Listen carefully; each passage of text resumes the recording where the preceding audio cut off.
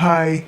Fall is upon us, at last. The stifling humidity of the summer has drawn to a close here in New England. I can safely put on a light sweater, walk outside feeling cute and comfortable, not a sweaty, breathless mess that lost a fight to a fire hose. It's so glorious. I've been taking time out of my day to go and walk outside, experience nature as God fully intended. I turn off my brain and just vibe with the flora and the fauna. Turtles! The breeze does its thing while the leaves and bugs sway in the rhythm. Honestly, it's like nature's version of a dance party without all the body glitter and sweaty bras.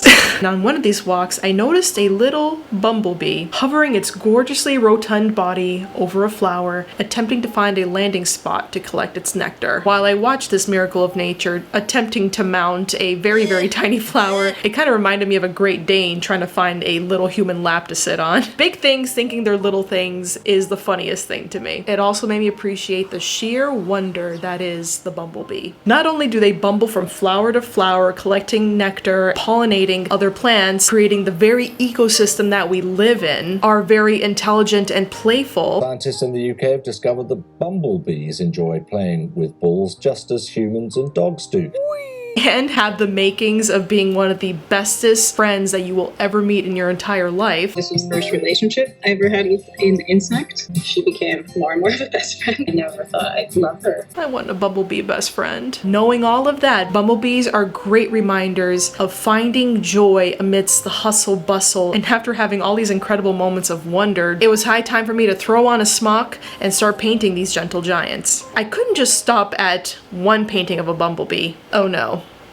I needed to do 6. Creativity is literally pouring out of my body like lava, baby. I didn't get to film all 6 of my bumblebee paintings because that's a lot. Fun fact, I don't like having someone over my shoulder, aka my camera, while I'm painting. It's pretty obtrusive. Any footage that I possibly can get, just know that I did it for you. I did it so you can watch. In just this video, I'm going to show you the makings of 3 bumblebees that will be added to my total collection of 6 new best friends that I have in my life. Let's get to it.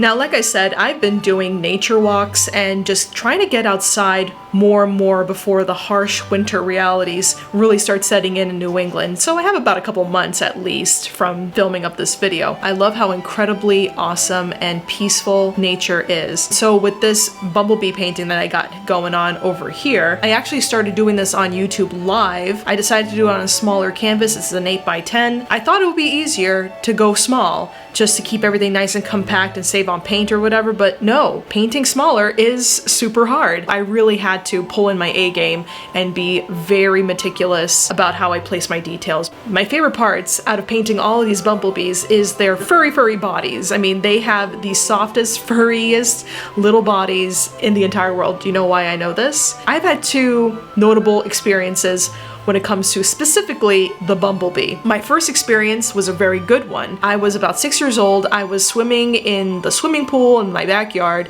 and I noticed that there was a little bumblebee that was in the water and it couldn't get out. I felt so bad. I climbed out of the water, scooped the bumblebee out from the water surface very, very carefully. I kind of just held it in my hands for a good 10 minutes, and I was able to touch its back, and it was so sweet. It was so lovely. We were the bestest friends in the entire world until it decided to fly away from me forever and go swim in someone else's pool.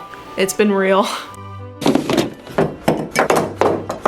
I have here some canvases, did some collage work. Maybe we'll do some spray painting magic and see what happens.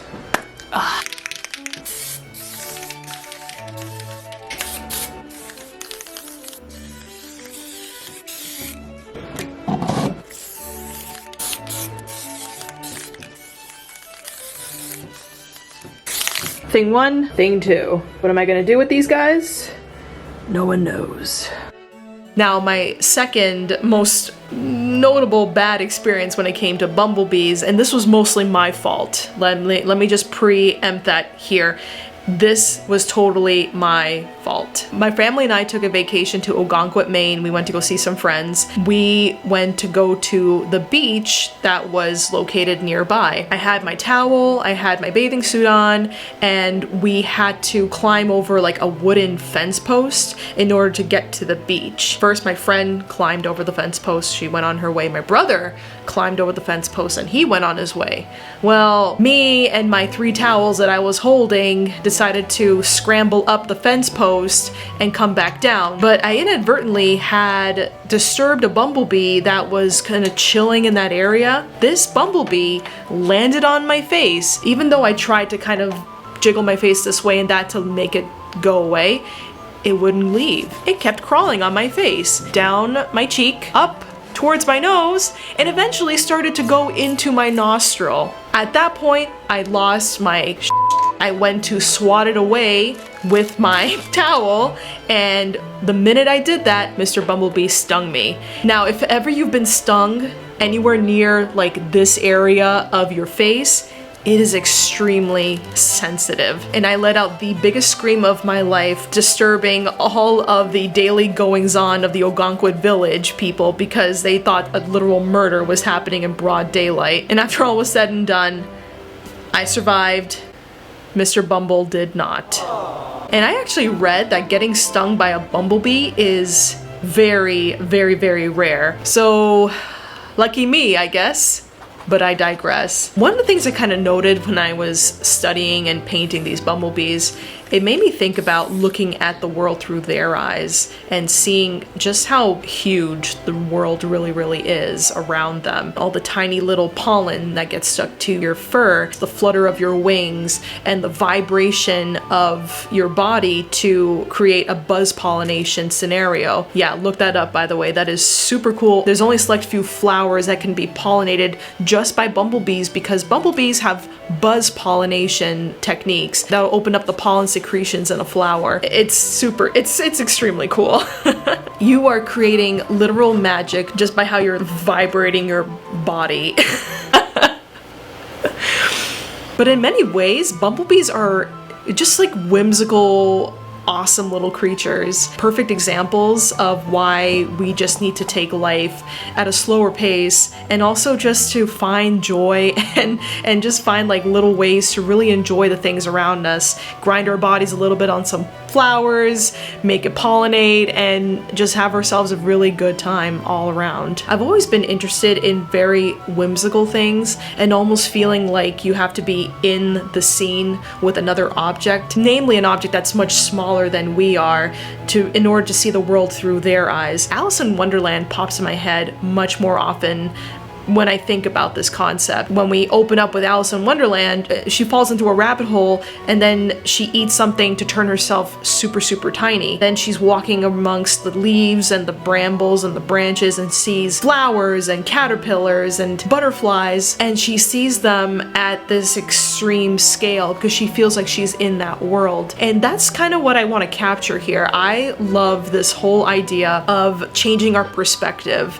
of looking at life through a different lens and truly embracing the wonder from that, because it's very easy to get so used to the mundane and to the everyday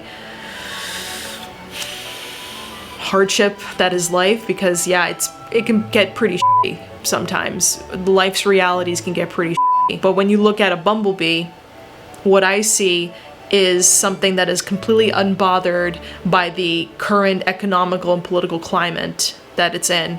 It is just collecting its nectar, it is cross-pollinating, and it's helping the community around itself. And there's something very peaceful and joyful in all that, because it kind of brings you back to when you were a kid. Our friend the bumblebee is a great reminder of this.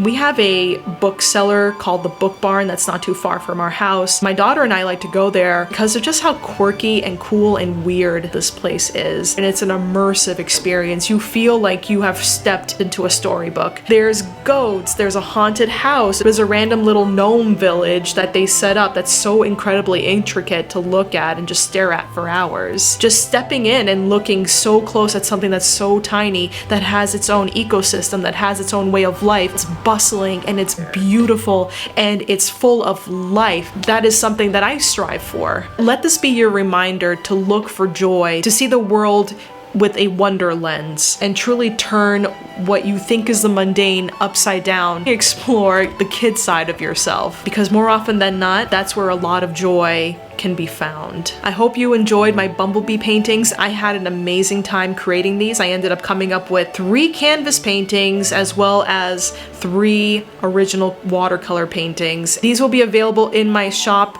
very, very soon, if not already by the time this video has been uploaded. And I have a really special deal going on. With every original work of art that I sell, I will also be including the watercolor that inspired that canvas painting that will go along with it as a bonus. I am also going to be doing prints of all of these paintings, including the watercolor ones. If they're not available yet, you can always go on my website and sign up for my newsletter, and you will get first access to when all of that stuff will drop. What do bumblebees mean to you? Comment below, let me know. I always love to hear from you. And with that, I'll be buzzing away. See you next time. Bye.